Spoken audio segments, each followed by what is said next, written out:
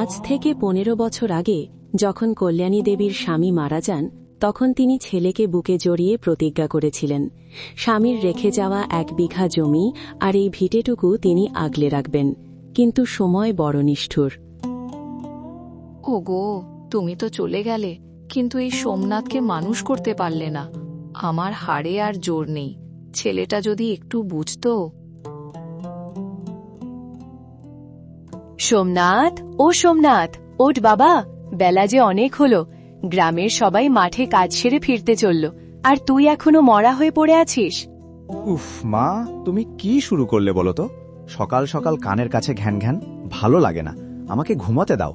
আমার কাল রাতে ভালো ঘুম হয়নি। ঘুম হবে কি করে? সারা রাত তো ওই মোবাইল ফোন। ওঠ, জমিটা আগাছায় ভরে গেছে। মহাজন বলেছে এবার যদি ফসল না ফলে তবে সুদ সমেত টাকা ফেরত দিতে হবে। আবার সেই জমি, আবার সেই মহাজন। আমি তোমাকে কতবার বলেছি মা, ওই জমি বিক্রি করে দাও। ওই টাকা দিয়ে আমি শহরে গিয়ে ব্যবসা করব। আমি চাষা হতে জন্মাইনি। আমার হাতে স্মার্টফোন, গায়ে ব্র্যান্ডের জামা। আমাকে কি মাঠে মানায়? চুপ কর সোমনাথ, তোর বাবার রক্ত জল করা জমি ওটা। ওটা বিক্রি করার কথা মুখে আনবি না। আর ব্যবসা? তুই তো নিজের বিছানাটা পর্যন্ত তুলিস না, তুই করবি ব্যবসা? তুমি আমাকে অপমান করছো মা। ঠিক আছে, আমি খাবো না। তোমার ওই শুকনো মুড়ি তুমিই খাও। আমি চললাম।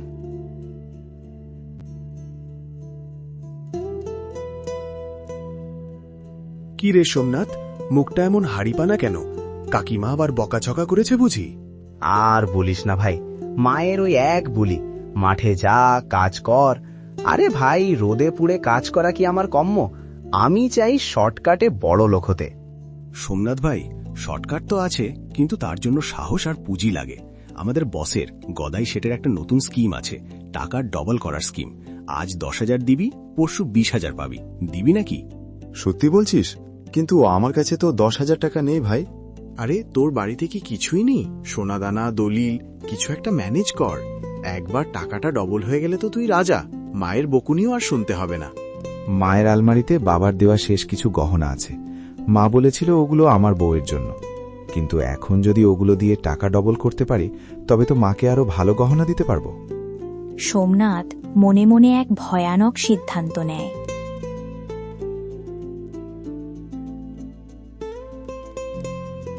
সোমনাথ বাড়ি ফেরার পথে গদাই শেঠ বলে, কিরে সোমনাথ, শুনলাম তুই নাকি বড় ব্যবসাদার হবি।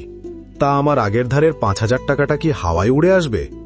কাকাবাবু, আমি আসলে... শোন ছোকরা, ওসব আমতা আমতা করিস না। কাল বিকেলের মধ্যে আমার টাকা চাই।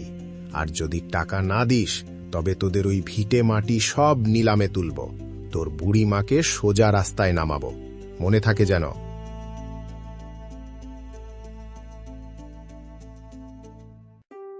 কালকের মধ্যে টাকা না দিলে সব শেষ। মা জানলে হার্ট ফেল হবে। আমাকে আজ রাতেই কাজটা করতে হবে। মায়ের গহনাগুলো নেওয়া ছাড়া আর কোনো উপায় নেই।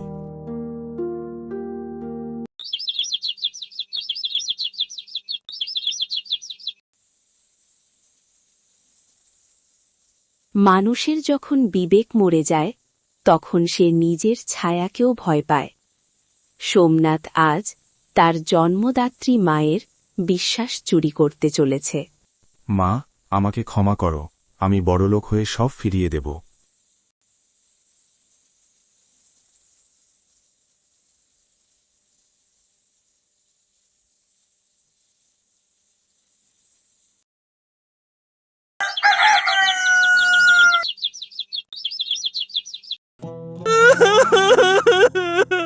ওরে আমার কি হলো রে? কে আমার সর্বস্ব নিয়ে গেল? সোমনাথ, ও সোমনাথ! কল্যাণী, কাঁদিস না বোন। তোর গহনা চুরি যায়নি, তোর কপাল পুড়েছে। এই দেখ তোর গহনা। এ কি? এগুলো আপনার কাছে কি করে এলো? আজ ভোরে তোর গুণধর ছেলে এই গহনাগুলো নিয়ে পাশের গ্রামের স্বর্ণকারের কাছে বিক্রি করতে গিয়েছিল। স্বর্ণকার আমাকে চেনে, গহনাগুলো দেখে ওর সন্দেহ হয়। ও আমাকে খবর দেয়। সোমনাথ, তুই তুই চোর হলি? তোর বাবার শেষ স্মৃতিটুকু তুই বেচতে গিয়েছিলি। মা, গদাই শেঠ আমাকে মেরে ফেলতো মা। আমি টাকা ডবল করতে চেয়েছিলাম। চুপ কর। টাকা ডবল? অলস কোথাকার, খেটে খাওয়ার মুরদ নেই, চুরির ফন্দি। তুই আমার ছেলে নস, দূর হয়ে যা আমার সামনে থেকে। আমি বুঝতে পেরেছি, আমি অন্ধ হয়ে গিয়েছিলাম। লোভ আমাকে শেষ করে দিয়েছে। তুমি একবার আমাকে সুযোগ দাও মা। আমি কথা দিচ্ছি, আমি আর কোনোদিন শর্টকাট খুঁজব না। আমি কাল থেকে তোমার সাথে মাঠে যাব। কল্যাণী, ছেলে ভুল করেছে, কিন্তু অনুশোচনাও করছে। ওকে একটা শেষ সুযোগ দে। মাটি মানুষকে কখনো ধোকা দেয় না সোমনাথ।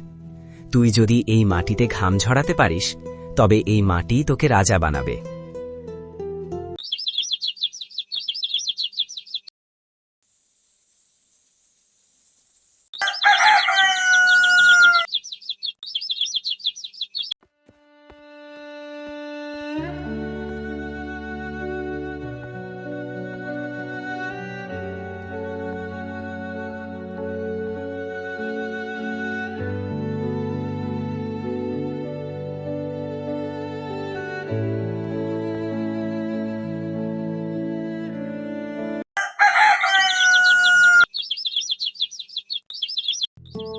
মা, আজ আমি বুঝেছি বাবার ওই জমি শুধু মাটি নয়, ওটা সোনা।